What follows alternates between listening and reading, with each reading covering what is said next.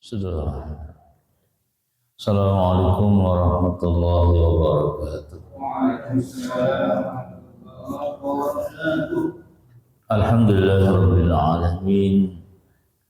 Asyhadu an la ilaha illallah wa asyhadu anna Muhammadar Rasulullah. Allahumma shalli wa sallim wa barik ala sayyidina Muhammad wa ala ali sayyidina Muhammad wa ba'd.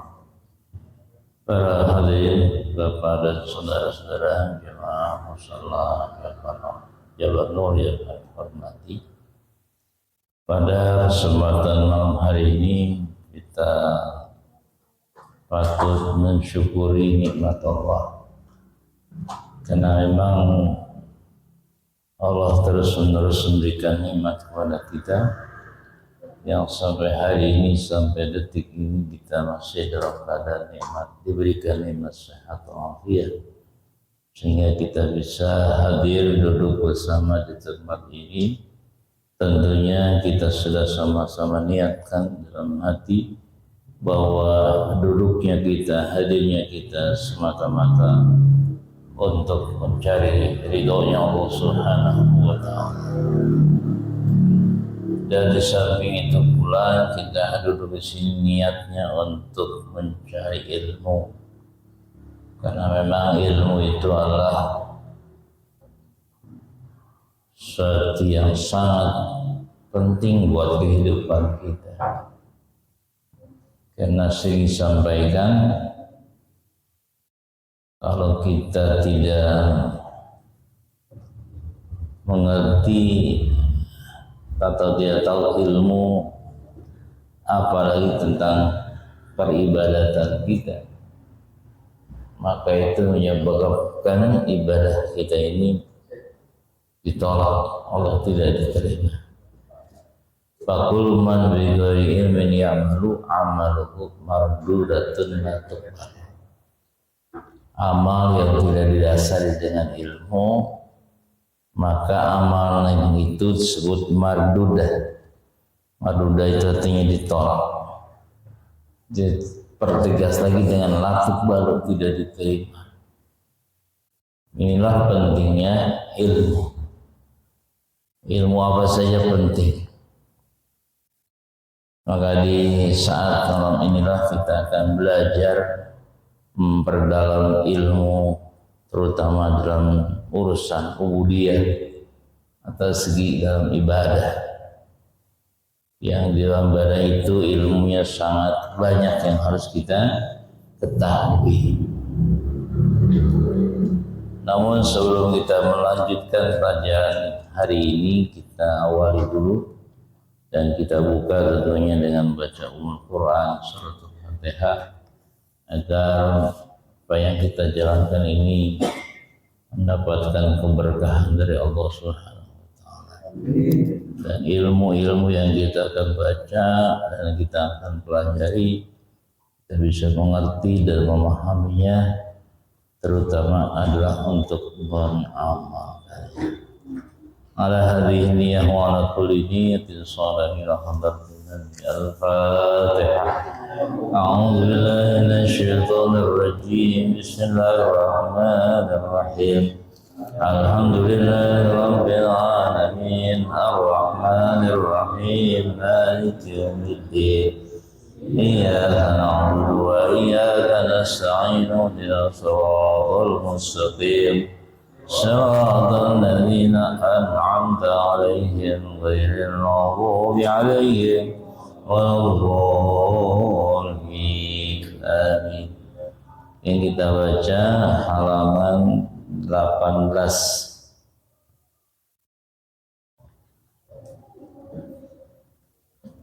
Ya. Yang paling atas, faslun walladzi yubtilus salata.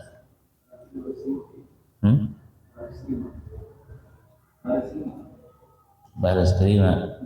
Oh itu udah.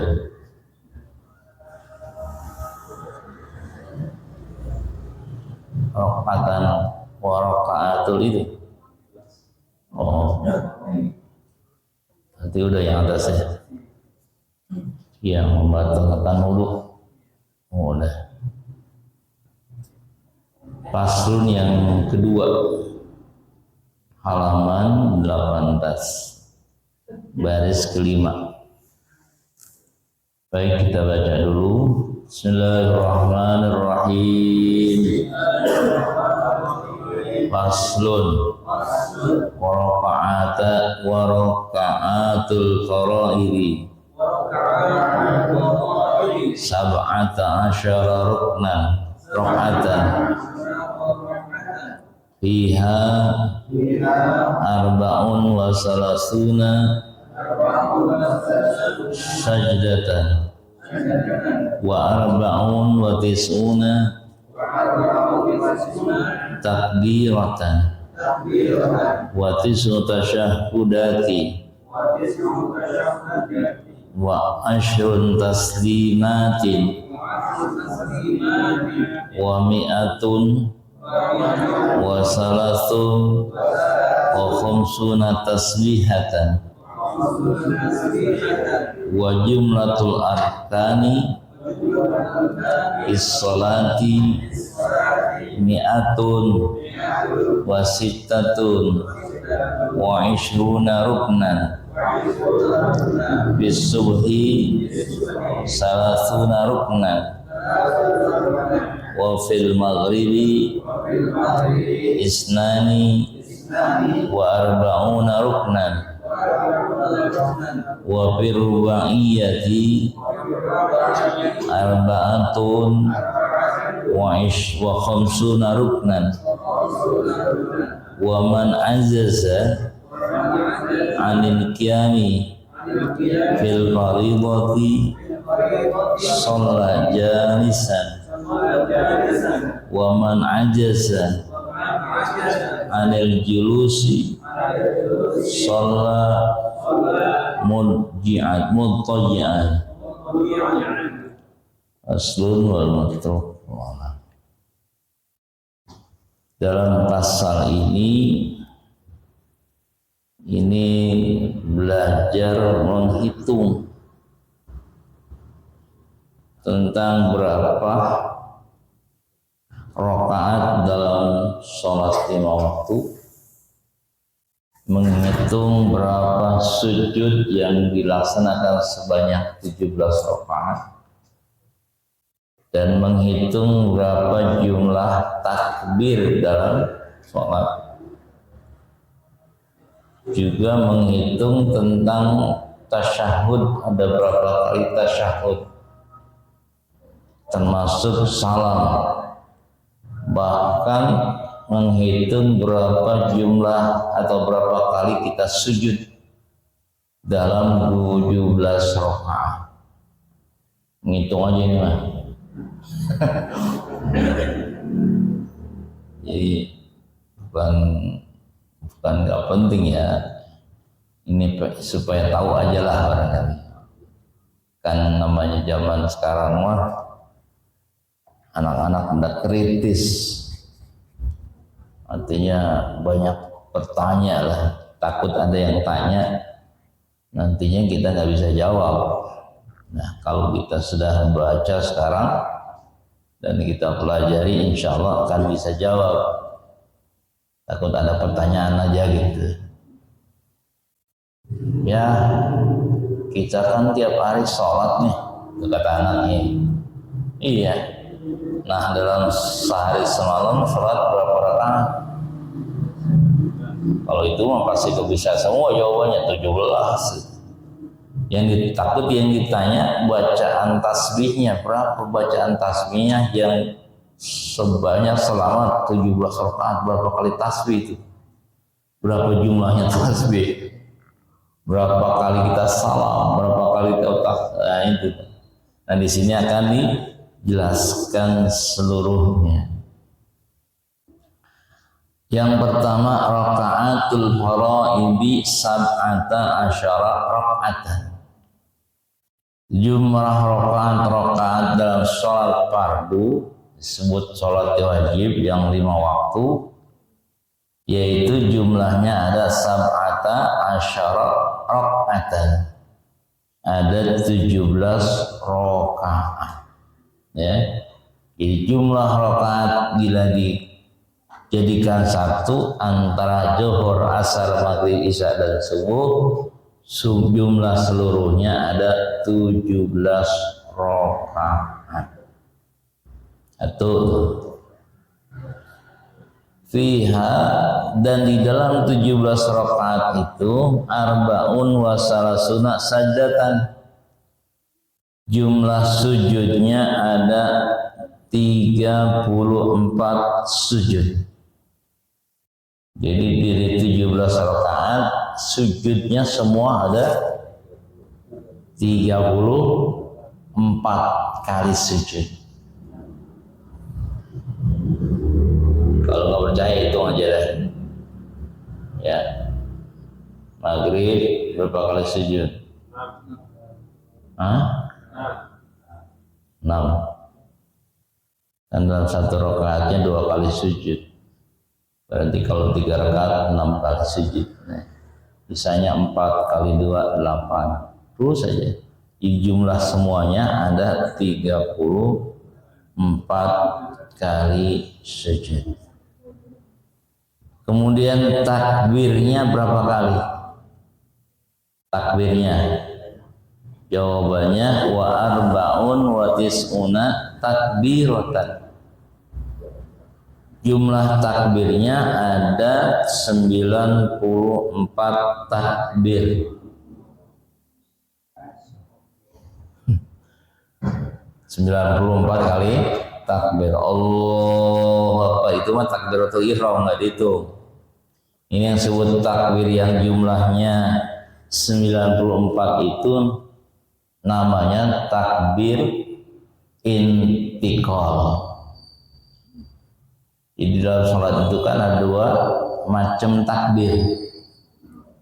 Ada takbiratul ihram, ada takbir intiqal. Kalau takbiratul ihram itu awal, yang pertama kita mulai sholat, Allahu Akbar, itu takbiratul ihram yang hukumnya rukun atau wajib. Itu wajib diucapkan, sebut takbiratul ihram. Karena mengucapkan takbiratul ihram itu dimasukkan dalam rukun qauli. Artinya rukun qauli, rukun yang harus diucapkan oleh lisan. Jadi harus ada bahasa atau harus ada suara yang keluar dari lisan kita. Harus ada suaranya kalau kita mulai sholat dengan takbiratul ihram. Allahu Akbar. Baik jadi imam atau makmum, tetap takbiratul ihramnya ada suaranya. Ya, karena termasuk rukun qauli, bukan rukun qalbi. Kalau qalbi hati, niat, itu rukun qalbi. Kalau takbiratul ihram rukun qauli, sama dengan baca surat Al-Fatihah. Baca surat Fatihah pun rukun qauli, artinya harus ada suaranya. Walaupun terdengar oleh telinga kita sendiri. Jadi bukan dalam hati bacanya, tapi ada sedikit suara yang keluar dari lisan kita. Itu rukun qauli namanya. Nah, takbiratul ihram termasuk rukun qauli yang harus diucapkan. Dan diucapkannya dengan sempurna. Maksud sempurna itu baik Allahnya maupun akbarnya harus diucapkan, bukan hanya Allahnya saja, akbarnya enggak. Kadang-kadang cuman Allah doang, akbarnya di hati. Allah, ya, barnya nggak kedengeran. Harus semuanya kedengeran sempurna. Allahu Akbar, bukan Allah.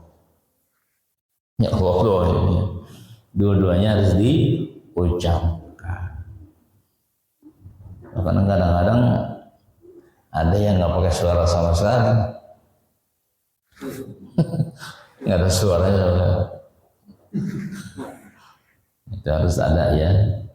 Walaupun bukan walaupun, memang diucapkannya itu oleh kita sendiri. Nah sekali lagi jumlahnya takbir intiqal itu jumlahnya ada 90, berapa tadi? 94 ya. Arbaun wa tis'una, 4 dan 90. Tis'un itu kan 9. Jadi arbaun 4 wa tis'una tambah 90. Jadi jumlahnya 94 takbir.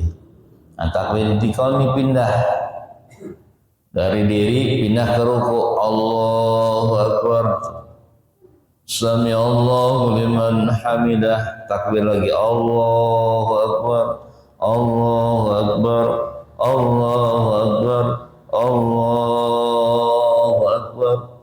Fatihah surat takbir lagi, Allahu Akbar, Sami Allahu liman hamidah, Allah. Itu jumlah semuanya bila dihitung sampai ada 94 kali takbir dalam jumlah 17 rakaat.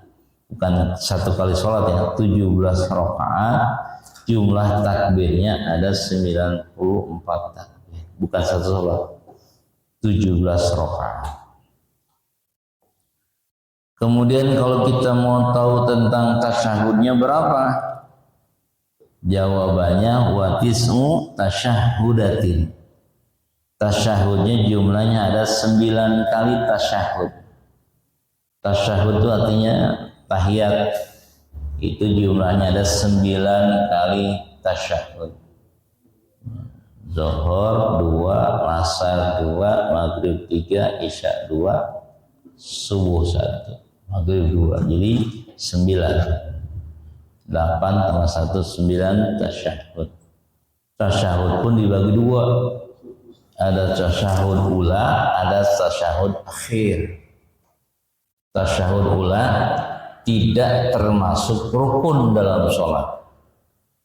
Kita sholat maghrib, kita sholat isya, kita sholat zuhur, sholat asar itu ketika tasyahud awalnya dapat 2 rakaat tidak dimasukkan dalam rukun sholat.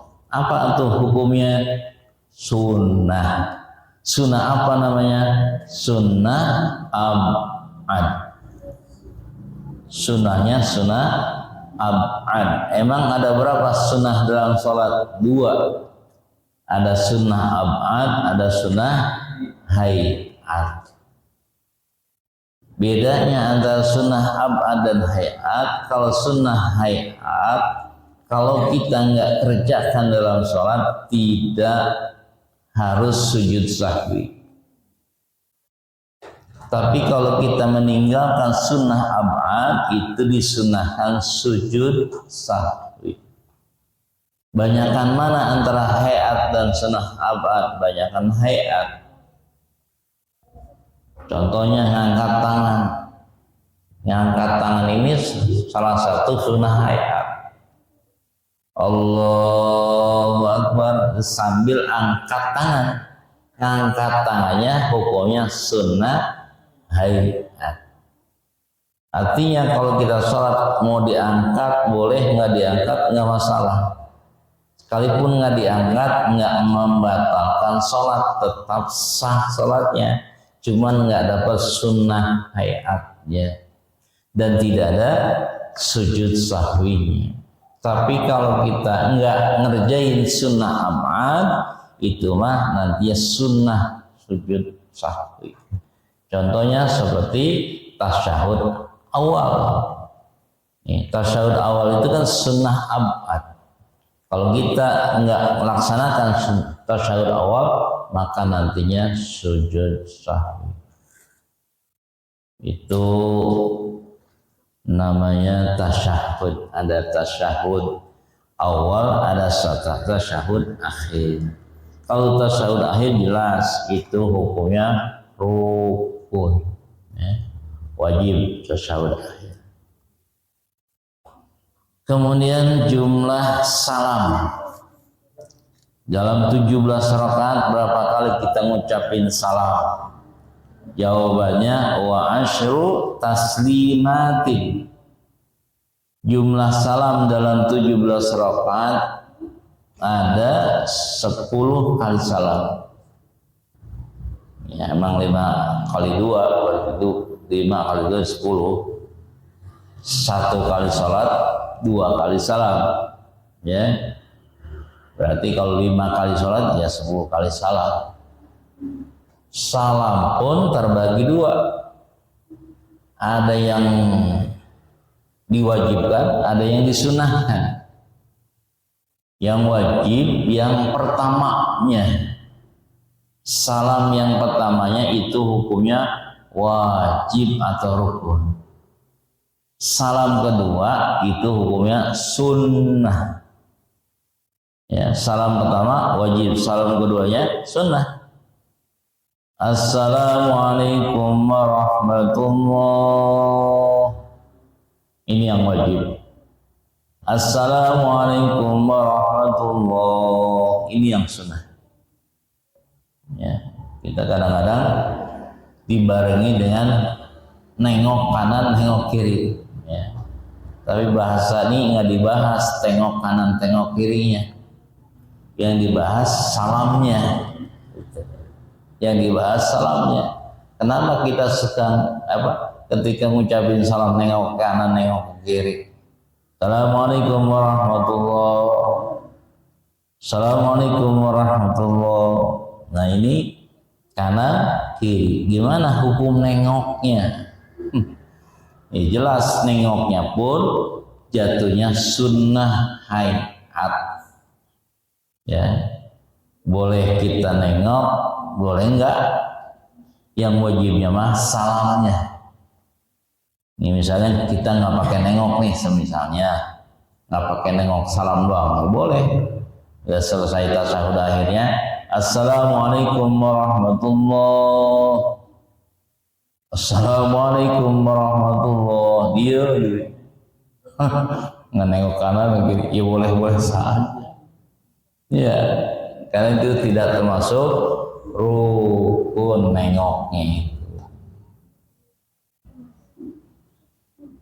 Cuman kayaknya nggak enak banget ya. Kayak ya emang kurang sih. Kayak kagak sempurna juga. Gitu kan udah terbiasa kita mah setiap salam pasti nengok kanan kiri.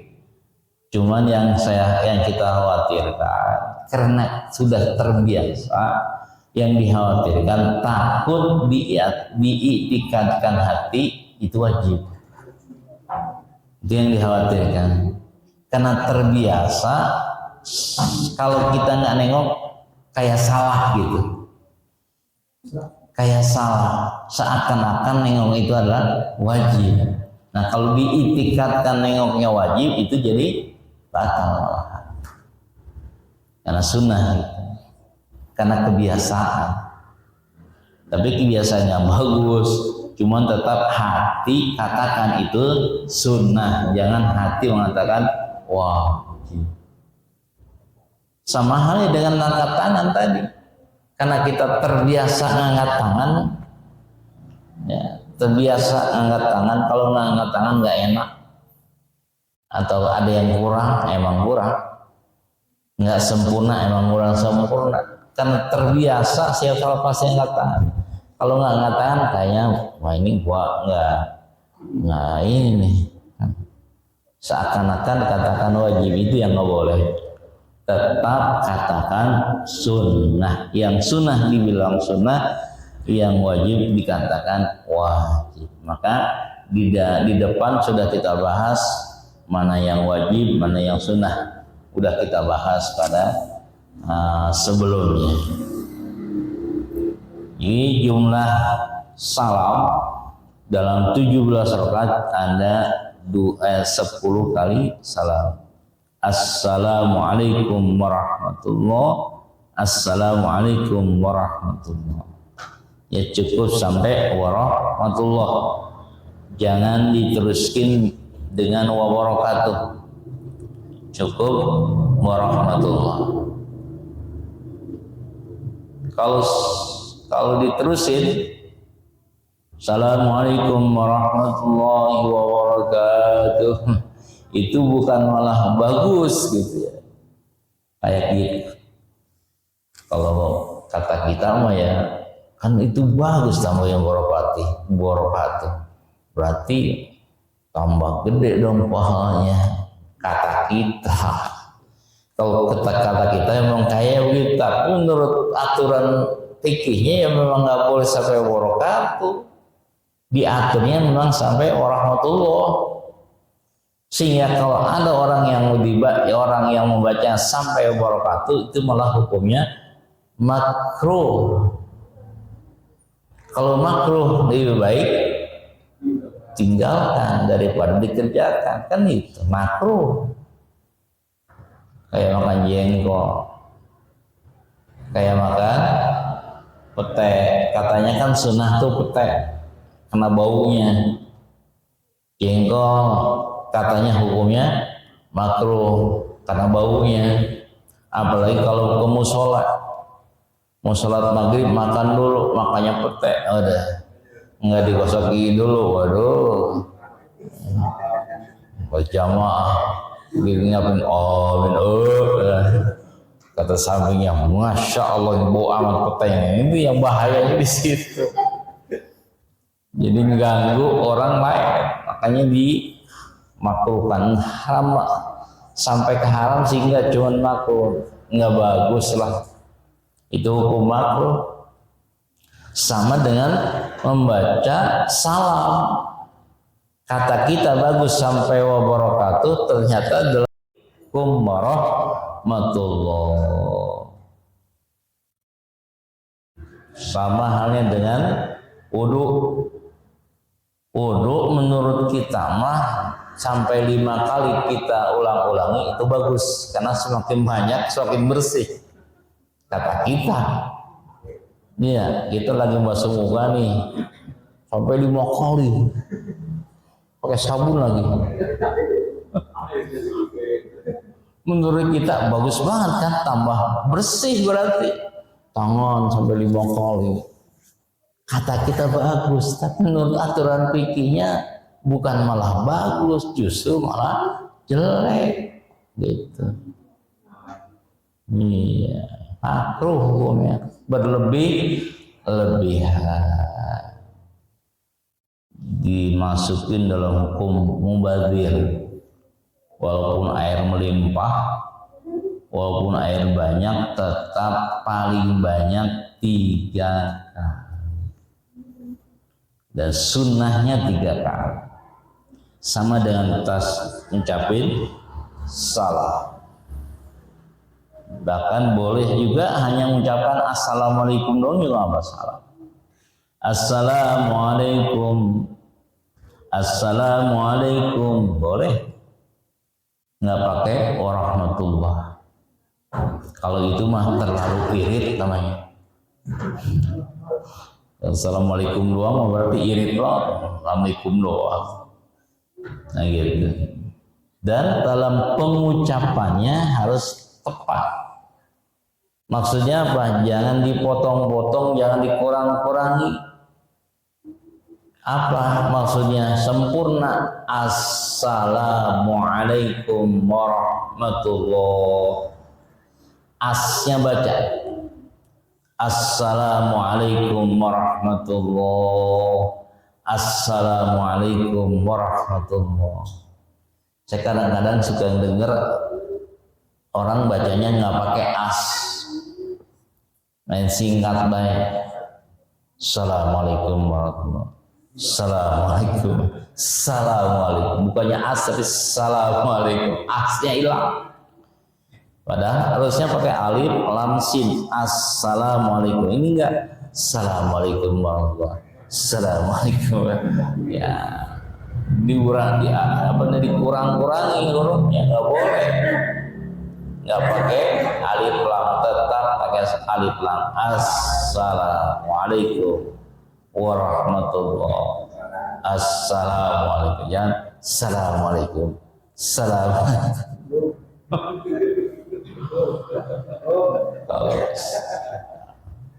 Kadang-kadang nggak boleh lebih singkatan lagi ya. Ada orang namu ke rumah orang lebih singkatan lagi, bukan pakai salam lagi. Oh, kum doang. Apa kum? Yang di rumah pinternya jawabnya pinter. Karena cuma kum, jawabannya lam. Kum, lam. Ya, karena kum lam jadinya. Itu salam. Karena memang ucapan salam itu ya di samping doa, di samping itu juga memang jadi rukun dalam sholat. Salam. Wa asu taslimatin. Kemudian kalau kita mau tahu tentang jumlah tasbihnya, berapa kali kita baca tasbihnya dalam 17 rakaat? Jawabannya wa mi'atun wa salasun wa khamsuna tasbihatan. Mi'atun 100, salasun 3, khamsuna 50. Coba tambahin itu. Mi'atun 100 tambah 3 tambah 50. 135. 153 ada dibalik 53 bukan 35. Ini jumlah tasbih yang kita baca tuh, baik subhana rabbiyal azimnya ditambah subhana rabbiyal a'lanya sujudnya, itu kalau 3 jumlah seluruhnya jadi 153 kali tasbih. Kalau dalam setiap rukunya dia baca 3 kali, ya dibaca 3 kali. Allahu Akbar, subhana rabbiyal azimi wa bihamdi, subhana rabbiyal azimi wa bihamdi, subhana rabbiyal azimi wa bihamdi. Nanti sujud Allahu Akbar, subhana rabbiyal a'la wa bihamdi 3 kali. Jadi kalau dijumlahin semuanya sampai 153 kali tasbihnya. Gimana kalau setiap satu rukunya tasbihnya 11? Emang boleh? Boleh gitu. Tasbihnya 11 setiap ruku, setiap sujud 11 tasbihnya. Ya tambahin aja tuh. Ini baru 3 aja udah 153. Ya kalau tasbihnya 11 ya banyak kan.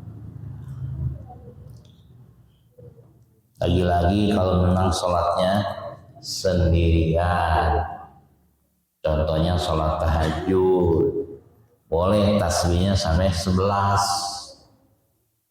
Sujud tasbihnya 11, subhanallah bi'alanya boleh. Kalau sholat sendirian, sholat tahajud contohnya. Tapi kalau jadi imam, jangan coba-coba 11. Jangan coba-coba 11. Insya Allah besok nggak ada lagi yang ke musola. Gue males kalau kejauhan di musola, lama banget tasbihnya, sujudnya lama. Kenapa? 11. Puyeng malah 11 ya. Subhanallah. Ya, apalagi lagi pilek mata, apalagi sakit mata mah. Berat betul. Nah itu jadi jangan mentang-mentang nyari banyak nggak ngeliat kondisi. Harus lihat kondisinya, siapa di belakang kita makmumnya. Kecuali yang di belakang kita jadi makmumnya wali semua. Kita imamnya wali semua, baru tuh baca 11. Wali mah paling mau yang gitu kan. Kalau kita manusia biasa, belum biasa. Itulah tentang jumlah tasbih, baik subhana rabbil azimi maupun subhana rabbiyal a'la. Dulu kita pernah bahas tentang bacaan tasbih. Kenapa dalam ruku kita bacanya subhana rabbil azimi? Kenapa dalam sujud kita bacanya subhana rabbil a'la? Kan ada yang bertanya, apa tuh? Apa bedanya? Oh, ternyata bacaan subhana rabbil azimi dalam ruku itu ada perintah dari Nabi. Apa perintahnya kata Nabi? Ketika turun ayat fasabbih bismi rabbikal azim, kata Nabi ij'aluha fi ruku'ikum. Jadikanlah ayat itu bacaan dalam ruku kalian. Ini ayatnya fasabbih bismi rabbikal azim. Kata Nabi, jadiin ayat itu sebagai bacaan ruku kalian. Makanya ruku bacanya subhana rabbiyal azim. Ketika ayat turun sabbihisma rabbikal a'la, kata Nabi ij'aluha fi sujudikum. Jadikan ayat itu bacaan sujud kalian. Makanya sujudnya subhana rabbiyal a'la diambil dari sabbihisma rabbikal a'la. Itu. Jadi kalau udah tahu dasarnya enak. Takutnya khawatir kayak tadi ada yang nanya, kenapa sih sujud bacaan sabbihisma a'la nggak sama dengan ruku subhanallah azim? Nah itu, oh ternyata diambil dari ayat Quran. Kemudian wa jumlatul arkan dis-sholati mi'atun wa situna wa ishruna ruknan.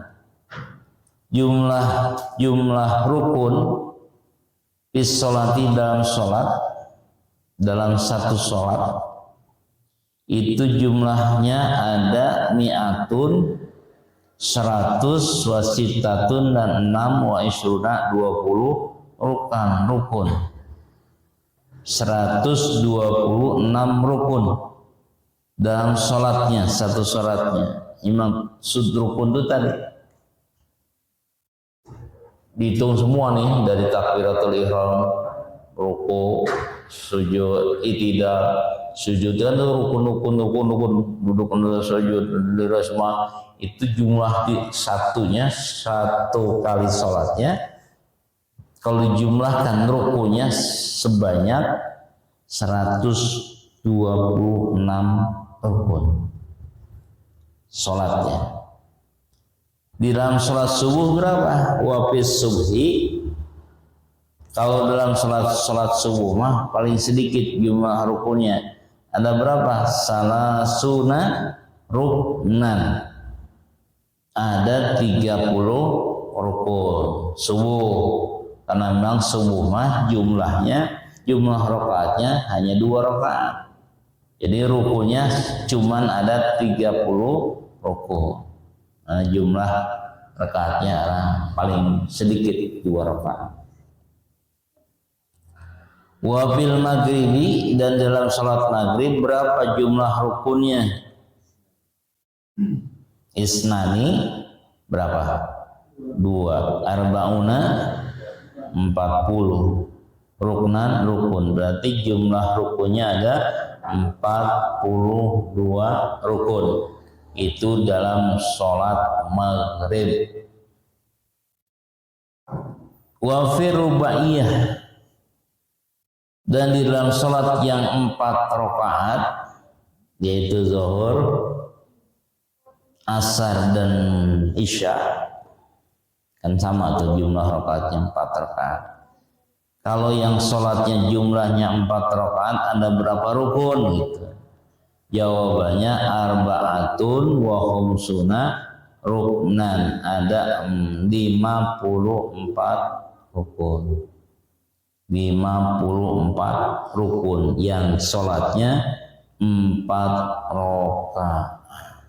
Nah itulah disebutnya hitungan-hitungan jumlah-jumlah yang ada dalam sholat, baik takbirnya, tasbihnya, sujudnya dan lain sebagainya sudah dihitung semuanya. Jadi kita sekarang nggak perlu ngitung lagi, dikasih tahu ya, lagi ngapain sih puyang-puyang gitu, hitung tasbih ya. Kita sekarang tinggal ngerjain aja udah ya, udah kita kerjakan aja, nggak usah ngitung-ngitung berapa ya. Karena dikasih tahu udah ya. Ini supaya kita tambah yakin dengan sholat apabila kita kerjakan dengan rapi sesuai dengan hitungan, nggak ngurang-ngurangi hitungannya, kan berarti sholatnya rapi. Kalau kita amalin semua sampai kayak tadi, sampai kita sujudnya sampai 30 kali sujud, 34 kali sujud, berarti sempurna semua sholatnya. Kalau jumlah ini semua ada dalam jumlah sholatnya kita. Sama halnya dengan ini, kita kan ibadah, sholat, puasa dan lain sebagainya, ada janji pahala dari Allah. Nah kita nggak usah ngitung-ngitung pahalanya. Kalau ngitung-ngitung pahala capek, apalagi kalau kita catat, ngapain gue udah capek-capek nyatet, ngapain capek-capek ngitung gitu. Udah ada yang ditugasin, malaikat namanya, udah dia aja yang ngitung tuh, dia aja yang nyatet, nggak usah nyatet kita mah cukup kerjakan saja gitu. Ngitung-ngitung pahala. Tapi Nabi walaupun demikian ngasih tahu juga pahala itu ini kayak gini, supaya apa? Kita tambah semangat kalau kita tahu nilai pahalanya. Kita akan semangat kalau tahu keuntungannya. Seorang pedagang semangat dagangnya kalau udah ketahuan untungnya. Nih gua dagang ini untungnya sekian. Wow, banget tuh. Kenapa? Udah ketahuan untungnya. Modal 1 juta, dapatnya 2 juta, berarti untungnya 1 juta. Oh seneng banget. Udah dihitung-hitung tuh. Nah, sama kita ibadah, perlu juga tahu untungnya ibadah. Untungnya baca Quran, untungnya ngaji, keuntungan kita tahajud, keuntungan doa, perlu tahu. Tapi nggak perlu kita hitung-hitung lagi, supaya tambah semangat aja kita. Kalau udah tahu keuntungannya. Jemaah yang dimuliakan Allah Subhanahu wa taala, timbul pertanyaan, ini lain sedikit tambahan lah bahasanya.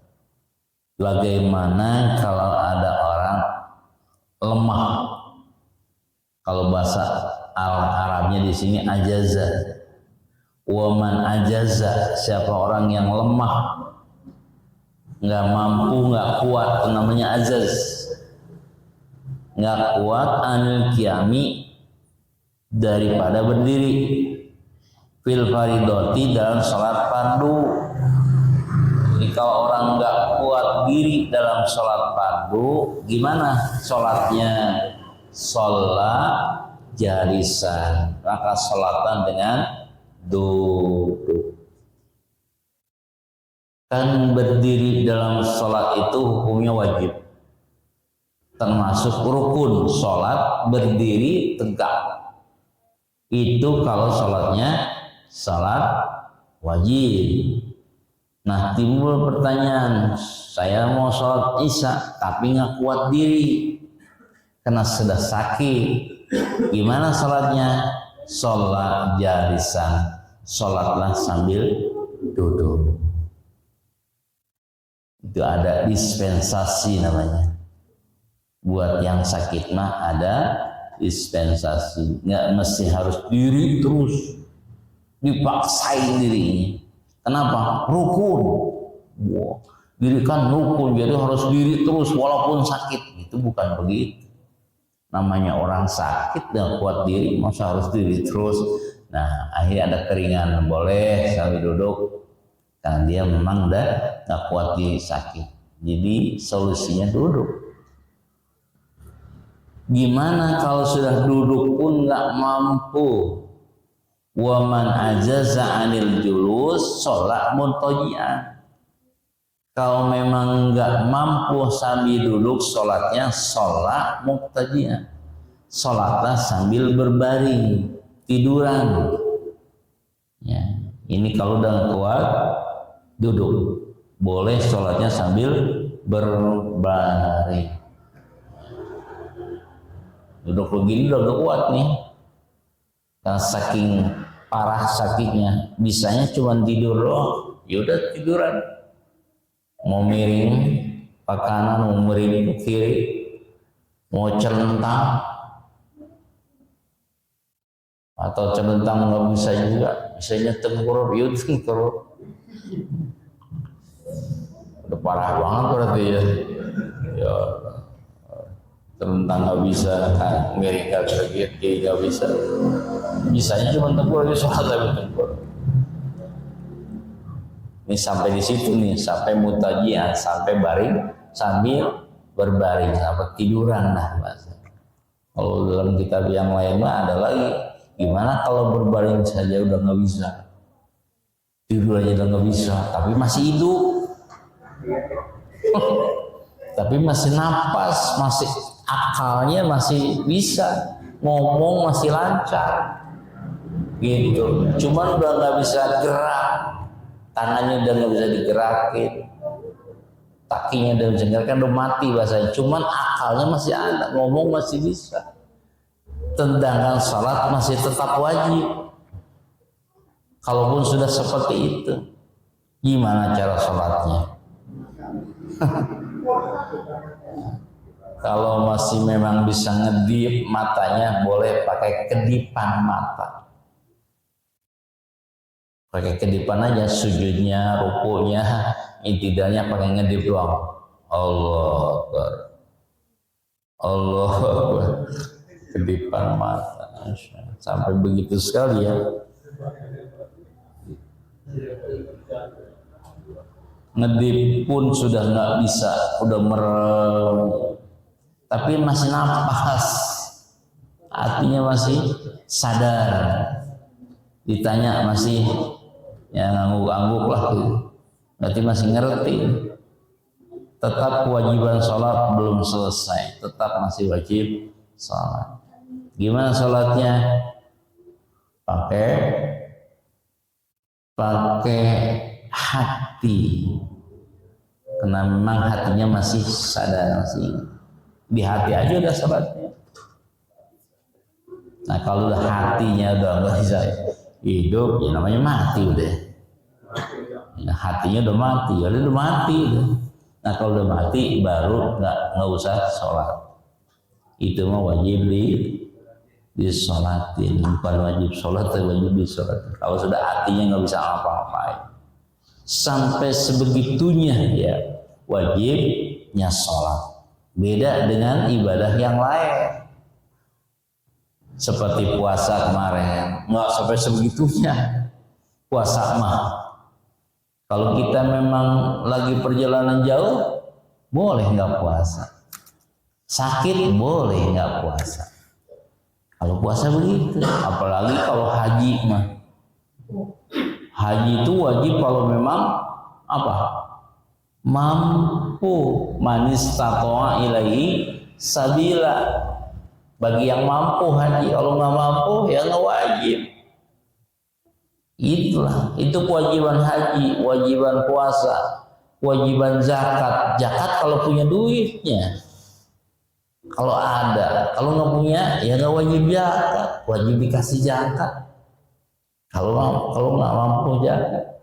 Tapi kalau sholat, sholat mah nggak ada istilah sakit, perjalanan jauh, tetap wajib sholat, nggak boleh ditinggalkan. Pantes sholat itu adalah kewajiban yang paling tinggi nilainya di hadapan Allah, paling tinggi kewajiban sholat, sampai sebegitunya sholat. Makanya Masya Allah, kita ini umat Islam jangan sampai berani ninggalin sholat, apalagi masih sehat. Sakit juga nggak boleh ninggalin sholat, apalagi sakit, apalagi sehat. Ya, karena ngeri dengan ancaman, bukan ancaman sih, peringatan dari Nabi. Gimana peringatan dari Nabi? Kata Nabi nih, orang yang sengaja ngajak ninggalin sholat 5 waktu tanpa alasan apapun, yang ditinggalkan cuma 1 waktu, yang nggak dikerjain cuma 1 alasan, males saja itu mah. Kayak apa balasan siksaannya? Kata Nabi, orang yang ninggalin sholat dengan sengaja itu 1 waktu saja ditinggalkan, hukumannya disiksa di neraka selama 1 hukum. 1 hukum. Pertanyaannya, 1 hukum itu berapa lama? 1 hukum itu berapa lama? 1 hukum lah itu 80 tahun. Itu 1 hukum. 1 waktu ditinggalkan sengaja ngajar, sisanya 1 hukum. 1 hukum 80 tahun. 80 tahun pun hitungan akhirat. Emang beda dengan hitungan dunia? Beda. Kenapa? 1 hari di akhirat sama dengan 1000 tahun di dunia. Hitung aja tuh 80 tahun oleh 1000. Jangankan hitungan tahunnya, 1 tahun deh. 1 tahun berapa hari? 360. Itu setahunnya. 360 kali 80. Nah, pokoknya banyak lah. Itu gara-gara cuma ninggalin sholat 1 waktu dengan sengaja, siksaannya 1 hukum. 1 hukum 80 tahun hitungan akhir. Kalau 1 waktu yang tinggalin, gimana kalau 5 waktu? 5 waktu ditinggalin, zuhur, asar semua saya tinggalin. Kaliin aja. Gimana kalau seminggu dia nggak sholat? Gimana kalau sebulan orang nggak sholat? Gimana kalau setahun dia nggak sholat? Gimana kalau 10 tahun dia nggak pernah sholat? Gimana kalau seumur hidup dia nggak pernah sholat? Masya Allah. Makanya sisanya abadan, abid, selama-lamanya dia. Gara-gara nggak sholat. Nah inilah pentingnya umat Islam sholat yang 5 waktu mesti diperhatikan. Sampai bahasanya saja panjang sekali tentang bahasa sholat. Jadi dengan penjelasan fikih lah harus kita jadi tambah sedikit banyak pengalaman, tambah sedikit banyak ilmu yang berkaitan dengan sholat. Mudah-mudahan ada manfaatnya dan mudah tambah lagi memperhatikan tentang kewajiban sholat kita. Amin ya rabbal alamin. Wallahu a'lam bishawab. Ada yang mau ditanyakan?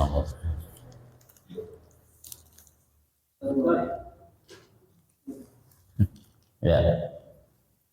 Saya sering sholat subuh di tempat lain. Itu imam sering mengangkat sujud tilawah. Ya. Itu memang harus dikerjakan apa? Ya. Sujud tilawah itu sunnah. Kalau memang imamnya ngajak sujud tilawah, kita maunya ikutin aja. Kalau imamnya nggak ngajak, walaupun bacaan ayatnya tentang sholat, tentang sujud tilawah, ya kita nggak usah sujud tilawah. Kalau imamnya nggak sujud tilawah. Terus bacaannya apa ya? Oh, bacanya. Bacanya ada memang bacaan khusus. Tapi kalau nggak bisa bacaan khusus sujud tilawah, boleh dengan bacaan tasbih yang lain. Apa bacaan khususnya?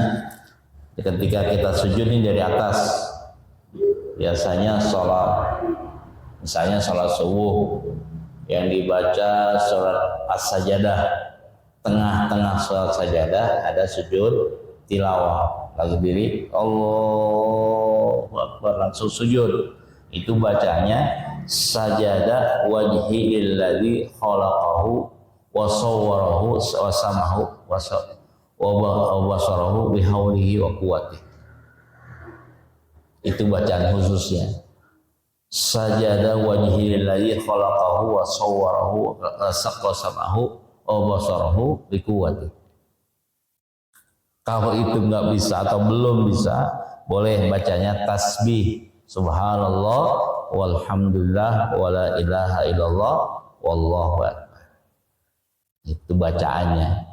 Jadi sunnahnya mah sujudnya, ya bacaannya juga sunnah juga. Seandainya kita sujud tilawah enggak baca tasbih pun enggak apa-apa. Kenapa? Ikut sujudnya. Itu sujud aja. Nah, kalau baca ya yang paling kita bisa kan sujud tasbih. Tasbih apa yang kita baca? Yang kita bisa baca. Saya samain dengan bacaan sujud kayak sholat subhana rabbiyal a'la, boleh. Gitu. Yang penting kita sujudnya. Namanya sujud tilawah. Dengan catatan imamnya sujud. Kalau imamnya nggak sujud, kita nggak usah sujud sendirian. Atau sebaliknya, imamnya sujud, kita jangan nungguin di atas. Ngapain gue ikut sujud imam? Gue tungguin nggak juga udah naik lagi. Ditungguin sama dia imam sujud, Allahu Akbar, kata mamanya, enggak, gue diem aja gue mah. Ntar juga naik lagi katanya. Ya jangan ikuti. Imam sujud kita sujud, itu namanya ngelawan sama imam.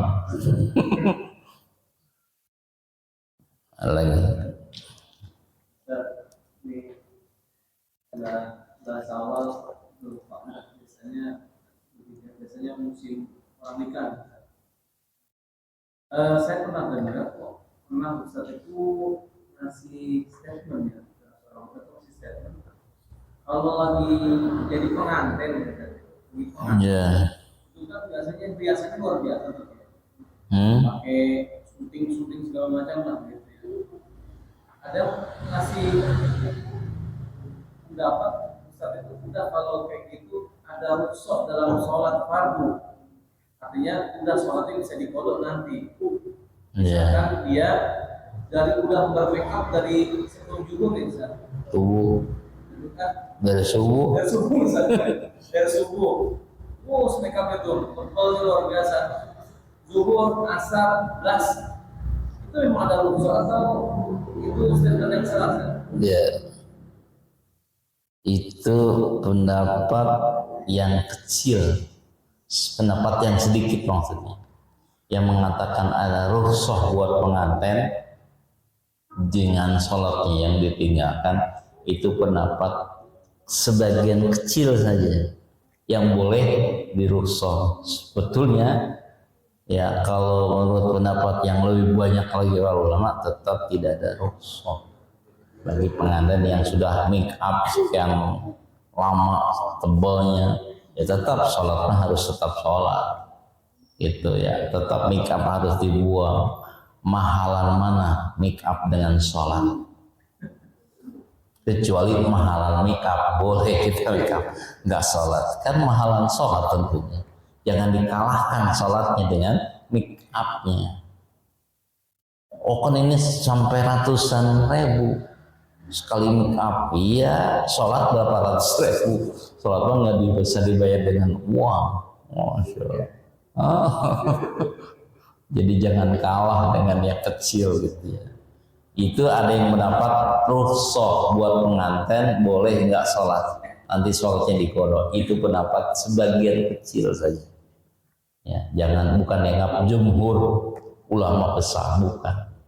Bagian kecil aja. Jangan dipakai, artinya jangan dijadikan dasar. Ya namanya umat Islam kan itu kan ngikutin itu saja sebetulnya, ngikutin adat ya nganten itu. Zaman Nabi kayaknya nggak ada pengantin sampai menor itu, boleh beringat ya harus bersih, itu sebagian kecil saja. Wallahu a'lam. Ya, ya.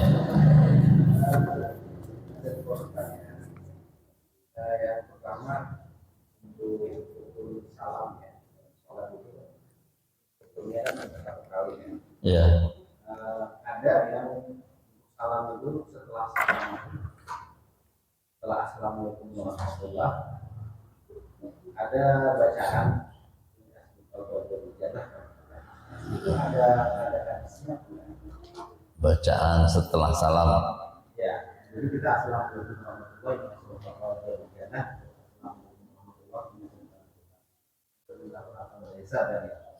Itu ada karena hukumnya kan dari Nabi itu ada juga. Itu yang pertama. Itu yang kedua kalau masalah kalau kita sholat itu kalau semua kita nggak bisa berdiri, kita duduk dengan duduk. Nah, afdolnya itu duduk itu dengan menggunakan kursi atau kita duduk di lantai.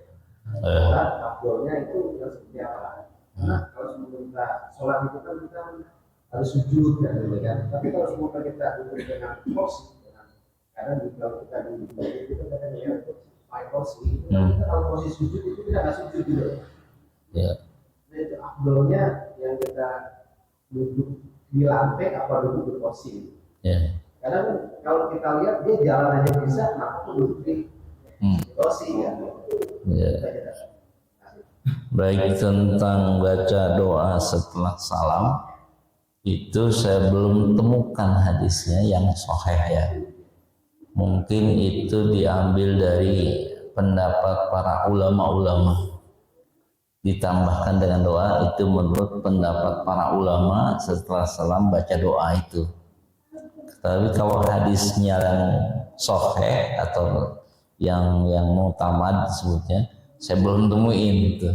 Habis salam baca apa doa tadi? Assalamualaikum warahmatullahi wabarakatuh. Ya gitu. Kayak macam apa lagi itu? Ada bacaan yang lain. Segala macam itu banyak. Itu ternyata memang itu dari para ulama-ulama terdahulu. Artinya boleh dikerjain, boleh diamalkan, karena itu pun pendapat para ulama walaupun tidak ada hadisnya, kita ikut ulama itu, dan itu memang bagus dibaca oleh kita, apalagi mendukung untuk tambah semangatnya dalam sholat salam. Jadi nggak ada, saya belum baca loh hadisnya tentang doa setelah salam, doa khusus. Kemudian masalah duduk, sholat duduk itu yang lebih utama yang mana? Tentunya duduk yang langsung di lantai, bukan duduk di atas kursi. Kalau duduk di atas, saya langsung duduk begini nih, kan mungkin masih memungkinkan bisa sujud, ya kan? Kita yang duduk kursi kan cuman karena nggak bisa diri saja.